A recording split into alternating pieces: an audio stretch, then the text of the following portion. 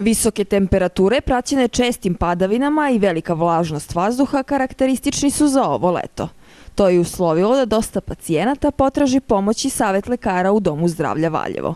Da li vreme utiče na naše zdravstveno stanje i na koji način, pitali smo doktorku Slavicu Skoković. Vreme svakako utiče na zdravstveno stanje naših pacijenata, ali prvenstveno na hronične bolesnike.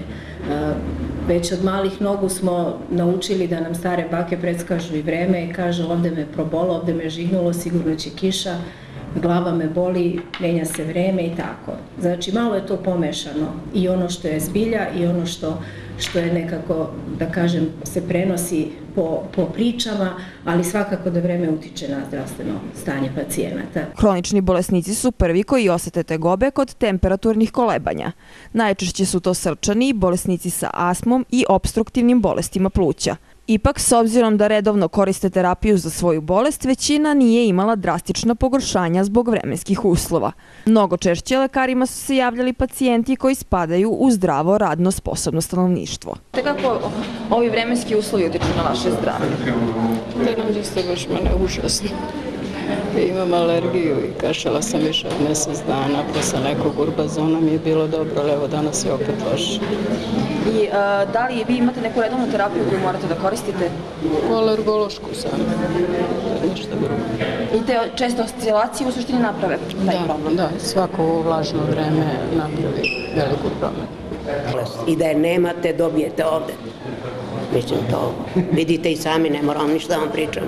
Ko životinje ovde u kavezu. Strašno. Na ovako vreme i ovakvu muku još dođete ovde, sat čekate samo zato što je smena. A tek posao, o tom potom. Utiču i na zdrave, a kamoli na bolesne. Mnogo. Da li ste vi hronični bolesnik jer se lečite od nečega hroničnog? Pa lečim se. I na koji način utiče na vašu bolest? Pa utiče na nervozu najviše. Svakako, pošto te njihove bolesti nisu od juče, oni su i navikli da žive sa tim, redovno koriste terapiju, tako da možda u ovo vreme smo imali manje, da kažem, problema od njih, da se oni žale na vremenske promene, nego na zdravu populaciju. U stvari, ova produžena proleća, kiša, prosto vreme kako nismo navikli, utiče da mnogo zdravih ljudi dolazi, neobičajeno mnogo ih dolazi ovih dana i žale se na te tegobe. Otprilike su to malaksalost, oscilacije krvnog pritiska, bolovi u mišićima, pospanost, umor, neki nerealan umor i tako. Šta je vaša preporuka, šta mi možemo da uradimo da te simptome primirimo, da jednostavno nemamo toliko loših efekata po naše svakodnevno funkcionisanje? Pa prvo bih se obratila zaista pacijentima našim, hroničarima, da slušaju vremensku prognozu, da koriste svoju redovnu terapiju.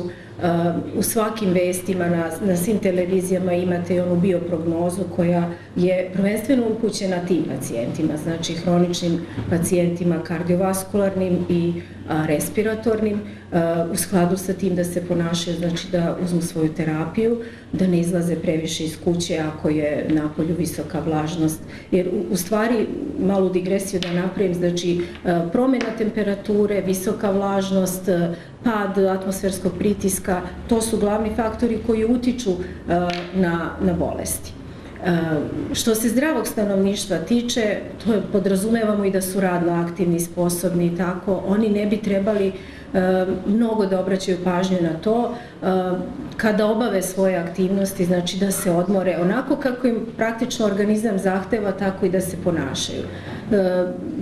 Da se odmore, da piju dovoljno tečnosti, da naprave sebi neku lepu atmosferu, znači nema više da sretnete nekoga da se ne želi na ovo vreme, ali prosto moramo se privići, mi na vreme ne možemo da utičemo, ali možemo sebe da promenimo, da prilagodimo sebe tom vremenu, da prosto eliminišemo to negativno uticaj vremena, da napravimo neko sunce sebi u prostoriji iako je napolju kiša. Znači da nađemo dobro društvo, dobru knjigu, prijatelje, da premostimo ovo loše vreme.